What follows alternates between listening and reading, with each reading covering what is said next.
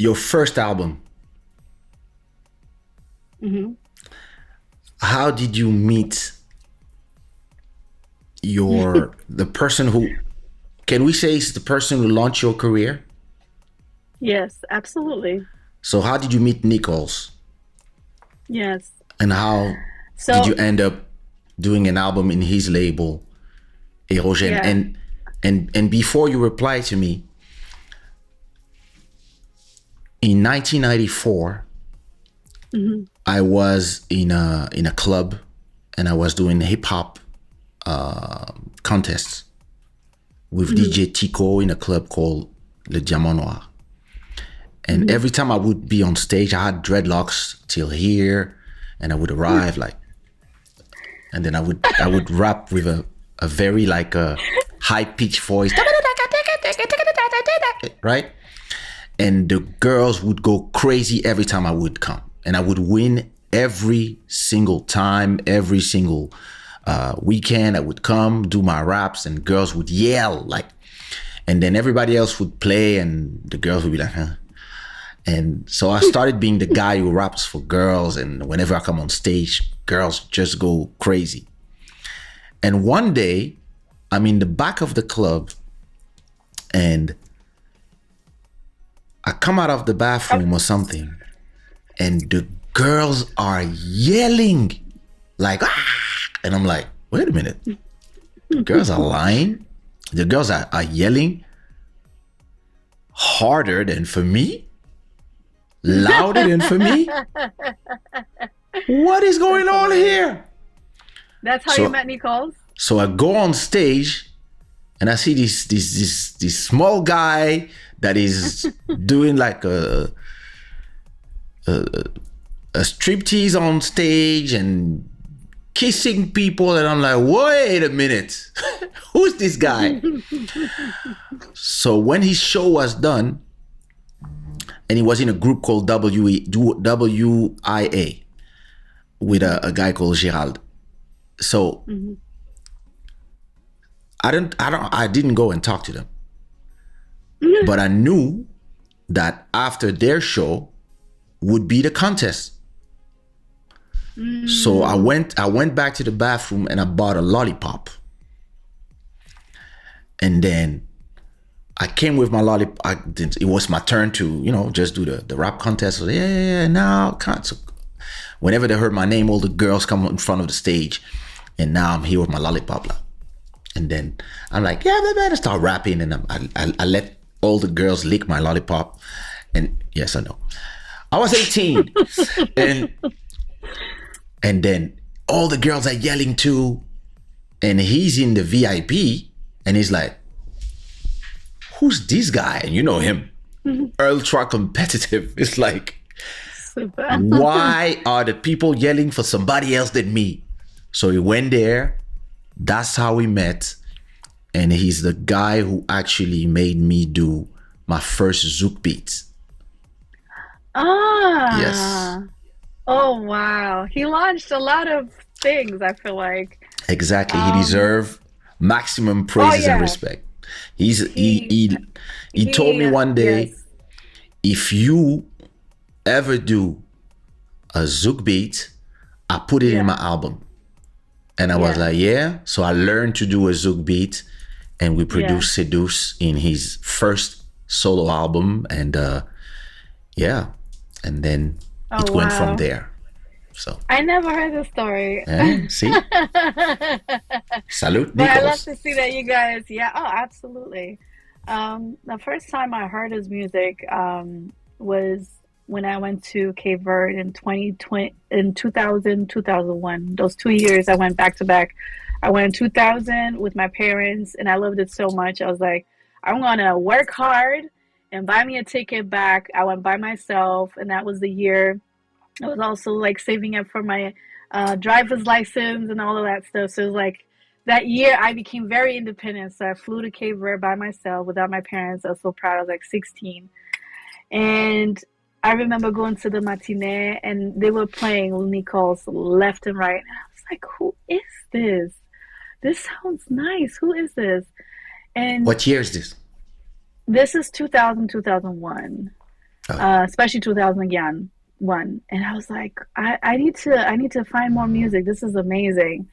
And they told me like, yeah, this is Nichols. He's like an artist from the West Indies. And I was like, yo, I need to like. And mind you, Germany, I didn't have access to music like this. So for me, it was like discovering, like it was like a whole universe just opened up, you know. And I remember looking into it and like finding more of his music, and then like music like Kirinha. I loved Kirinha. Like I was Kirinha. Like it was just like I would play it on repeat all the time. So I was a huge fan. And then when I was 20, he came to Hamburg and did a show there. And my friend, she was the promoter of that event. And I was like, I need to meet him. I need to buy a CD. I need to. And she was like, yeah, just come backstage. And then we started talking about music overall. And I was like, in the conversation, I was like, yeah, I sing too. But I'm not thinking, mind you, when I listened to his music back then, in my mind, and I've done that with other artists like Gilles too, where it's like, oh, one day I'm gonna work with him. And I was like, Mm-hmm. just thinking that. But when I met him in person and told him, yeah, I sing too, I didn't really think about, oh, I want to work with you. I was just like, you know, casually mentioning that I sing. And then he was like, do you have a mixtape? I was like, no, I don't. And then he was like, all right, cool. Then he did the show. And during the show, he asked, who wants to come on stage and sing? And I thought that was an odd request. Mind you, that club was tiny. That club was so tiny. It's like, I'm like trying to see like how tiny, because I'm like, what spaces could I use? It was like, it was Art. tiny. Like, I'm like thinking of like where have we been together in which spaces? Remember that place in Berlin? I you did a show in Berlin one time, and I went to go see you there. And that place was like maybe half that size. Like it was small. It I was a have small venue. no No clue. idea. It's all I've been good. in way too many clubs in my life, but a very I small believe club. that. But it was super small with a small stage. Everybody knew everybody. And Okay, a friend of that mine went on type stage. Yeah. to sing. A friend of mine went on stage to sing, and he was so mean to her. He was like, yeah, you can't sing. And people were kind of upset because she's like a darling in the community, so we didn't like that Oh he my was so god, mean to her. where is she now? And she's still in Hamburg. Oh She's wow, a mother now. She works and does a lot of beautiful things for the she never. community. So she never Uh, pursued a career. Maybe he no, broke her yeah. dreams. Who knows? Who knows? And then I guess he asked again, but I felt like he was making eye contact a little bit. I was like, is he asking for me to go on stage? So I raised my hand. He was like, come on. And I went on stage and I sang the song from Cisco's album. I forgot the title, but it was a song that I used to practice a lot because I really Okay, liked how Cisco had some really cool riffs and runs yeah, when he like in some of his like really like love songs. yeah, yeah, yeah. So I sang the song, Like and in my bed remix. I didn't say yeah, yeah, yeah. Somebody's sleeping in my bed. I was listening. I didn't know how to sing, but I was Yeah. there riffing along. No, he was definitely also an artist that I studied a lot in that song. It would go, it's giving me a chill every time I think about the love we made, makes my heart sing. And it was just like singing that. And at the time, like I was like riffs and runs, like I was literally like imitating him. And Very I R&B ish. remember, oh, super.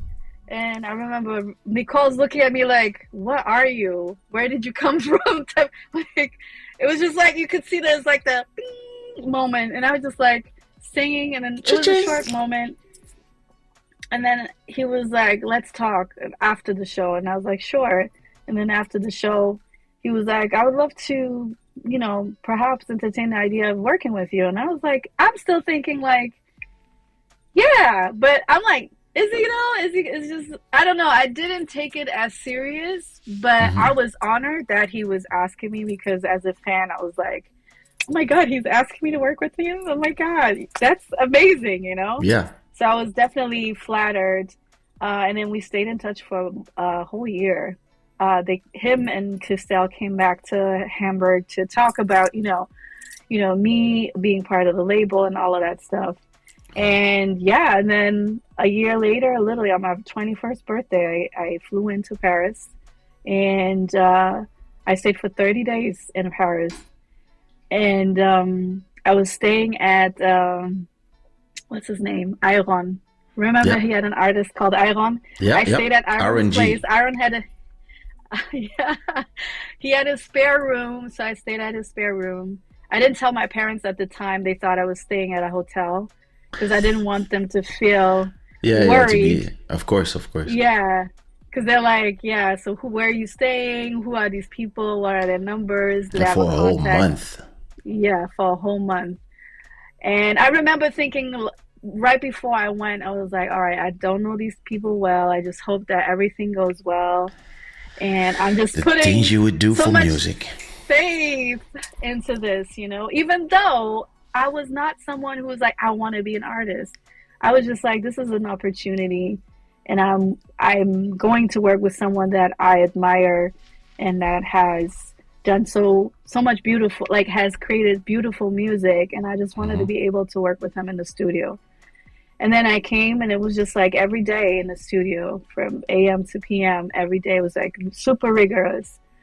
And there were moments where I was like, oh my God, I'm here and I'm doing this. Oh my God. And I've never actually written in Creole too. This was my first time. And I remember him saying, baby, you gotta write because none of us speak Creole. So you have to be the one writing. So it was definitely something where he pushed me a lot and he was very strict in the studio too. But I learned a lot from in terms of how to sing with emotions and how to use my voice, even though it was 30 days is pretty tough schedule, And there were moments where I felt like I was being challenged and he would, push me to get there. And he was like, no, you're doing a good job. This is amazing. I just think that you can do better. So he was always very pushy, always, Hmm. which I appreciated because I think I'm that type that thrives in that type of environment when somebody pushes me. Um, so I think that also contributed to the outcome of the album He's for a sure. very Because good. he was, He's a yeah, very good. Uh, I know. I don't know exactly what's. It's not A&R. It's the like a director, like a director. musical Yeah. director. Yeah. As a most of the album that came out of his label, you can really Hmm. feel that Hmm. he Yeah. knows, like, because there's been a lot of camps, different camps, and then you have camps that have you can see the camps where the executive producer is also an artist, and you have camps Hmm. where the executive producer is just somebody that we hire different people and they don't really know Mm. what's happening, and then you have those people that are really shaping,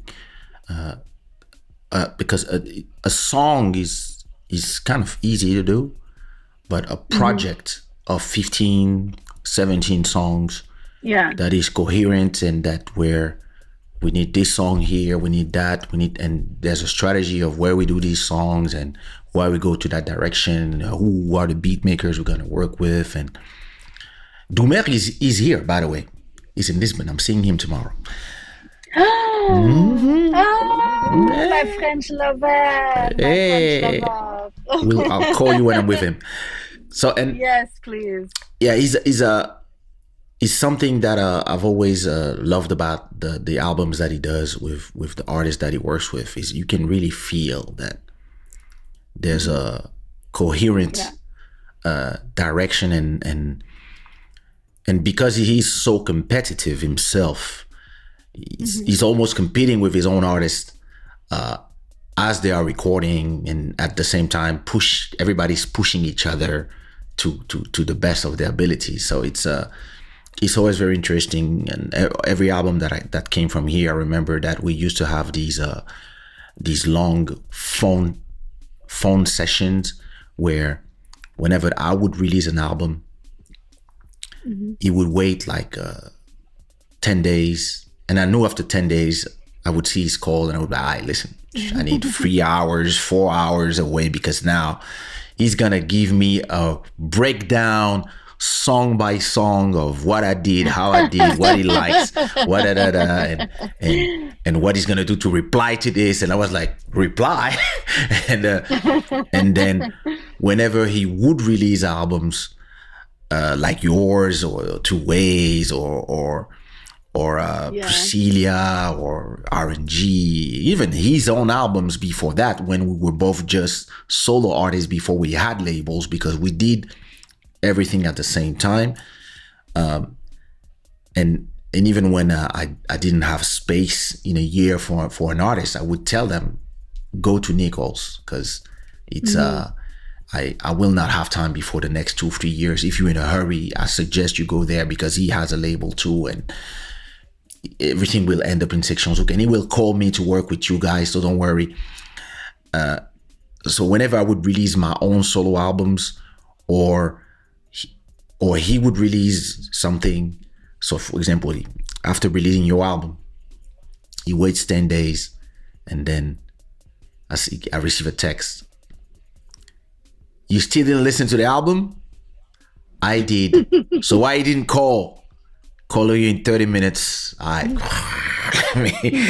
then we would speak for hours about the album. I would say, oh, this song is amazing, or this will change the game, or this is crazy. Oh my God, like when people will hear this, they will go crazy. And then he would always be like, we're the best.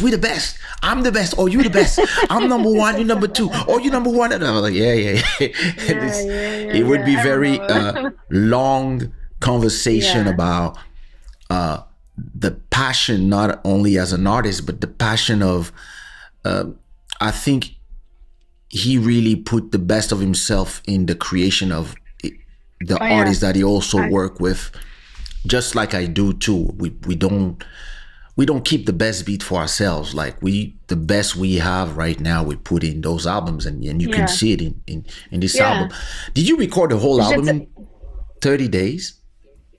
Yeah, it was the 30 days. It was like, like Je t'aime encore was part of his album, and it didn't make his album. And he told me, he was like, so this was supposed to be on my album, but I don't know what the reason was why he didn't get on his album, but he was like, I want you to have it.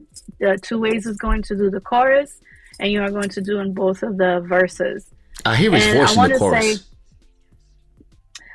I want to say he did maybe like record like a couple of like takes. I don't remember, but I just heard to it. Say yes. Just before the show, I was listening to a few of your songs, and I was like, that's his voice in there in the chorus or not?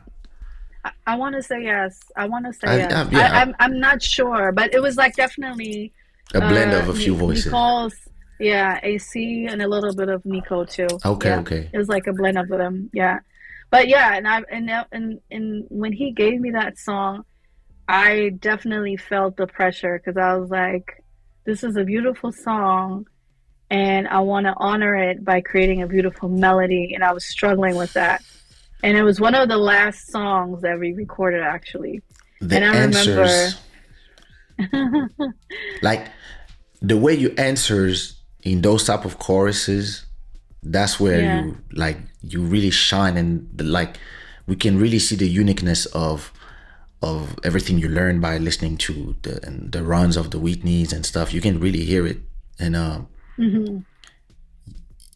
I believe that you can really hear it when an artist is truly unique, and you can also hear it when it's not a slight to the others.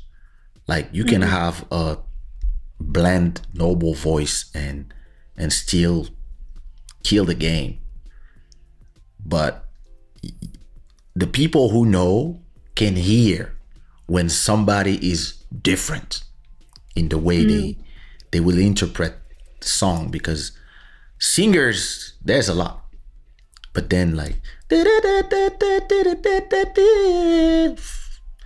was like, You know, when you hear it, like Yeah. you hear the first time, you're like, whoa. And yeah, Yeah. that album. And, and it was, if I tell you, like, I remember he was like, all right, do you have a melody? I was like, no. All right, go into the booth. And I was like, all right. And I remember, and at the time, because I don't like when people look at me when I sing, Okay. so I would always ask for the lights to be off. So they turned the light off, and it was Thierry Dumerc, it was Nichols, it was AC, Nico. They were all standing in the regie room, and I was just like, fuck, what am I going to sing? And then I think it took like a take or two. I want to say by the second take, I think by the first take I already had an idea, and it was already almost like the melody that it is today. And he was like, you could tell, he's like, yeah, yeah, go, go, go, keep going, keep going. And it was just like really coming out that way, you know, naturally. And then I think we paused, and he was like, all right, do what you just did, and then continue on. I think that's exactly what we need. And then we just finished off the first verse, and then I want to say the verse, the chorus. He already had a line there, so I was just sort of reinterpreting it my Mm-hmm. way and singing it in Creole. And then I remember he's like, "All right, second verse, second verse." I was like, "Fuck!" And I remember because he taught me something that I still apply to this day is when you do a second verse, don't do the second verse the same way. Do a Mm. variation, and if you can, start at a higher note. And I Hmm. remember I was like, okay, how do I do this now? And I remember, na, na, na, na, na. And it was just like sort of like a progression from the first verse. And that's how I came to be. And it was just sort of one of the songs that I took the longest to get to because of the pressure, because I understood and I heard it. He also was someone who was like, he already knew this is going to be a hit, regardless. Before I even sang on it, he's like, I know this is going to be a hit, and I want it to Yeah, be on your when you know, you album. know. Because Yeah. we do them this way. Because Hmm. you know, it's like Netflix when they're about to release something. They're like, all right, I need one black dude, one girl, somebody with pink hair. I need some demons, some elves, and then a plot that goes like this. Yeah, you check the boxes. When Yeah. we can do a hit accidentally, but when we do like at the same time, when once you have that the right riff, like for example, and you're like oh, Yeah. Yeah. thanks. That's Yeah. once you have that and you know exactly where it's going for what Yeah. market and how you're gonna do and you know what you're gonna use and then I remember asking I'm in Angola and I'm asking to a friend, an artist from London called JD. I'm like, hey, how do you say DJ pump up the music? He's like, oh, Mr. DJ levanta o son. I was like, oh, perfect. Mr. Mm-hmm. DJ levanta o son. Yes, au son. Mm-hmm. But you have to say levanta Mm-hmm. un son. I was like, ah. So I'm writing it down Mm-hmm. for when I go back home. And you Yeah. already know that you have a game changing tune. It might not Mm-hmm. change the game, but you know it's a game changing tune. The potential is there. When Yeah. you record your whole album, did you realize you had a game changing album or some game changing songs? I think Nichols did more than I. He knew. He knew. He was like, Vida, even Un Chance. I didn't even like Un Chance. And he was like, no, this is going to be a big hit. Like he knew he would point out all the songs where he felt like they were going to be big hits. And he was right most of the time. And on the other hand, I was kind of like, I was more busy with the pressure of, damn, I'm recording an album now. I want to deliver and I Mm-hmm. want to come through and I want to do a good job. So I was more preoccupied with that. And I didn't even have the foresight to think, oh, what if this actually blows up? How is that going to affect your life? I didn't even think about it. Mind you, at the time I was a student, I was studying Yeah. architecture. So I was Wow. kind of like, I'm just going with the flow, not thinking of the future. I'm just having fun. and taking this opportunity to record with an artist that I've always admired. So that was sort of my mindset at the time. I was not thinking about success. I was not thinking about it blowing up. I was not thinking about touring. I was not thinking about any of that, to be honest. I was just happy to be in the studio. Wow. And when it happened, I remember the moment he called me and I was in a bus riding to my class and he was like, "You're everywhere." I was just like, "What do you mean?" "You're everywhere. Like they're playing it everywhere. It's blowing up." And out in my mind, I'm thinking, "What do you mean? What does that mean? Like blowing up?" Like I could not compute that whole the Yeah. information he was giving me because And you are I'm living outside. my regular life. I'm outside. I'm like, just You're in like, what do you Germany. mean? I'm in Germany. They don't listen. My music doesn't play in Germany. Yeah, at the So time, yeah. yeah, so essentially it was just sort of like a weird thought process to have. And he was like, "Yeah, they're playing in Cabo Verde, in France, in Portugal, West Indies, da da da da." And I was just like, And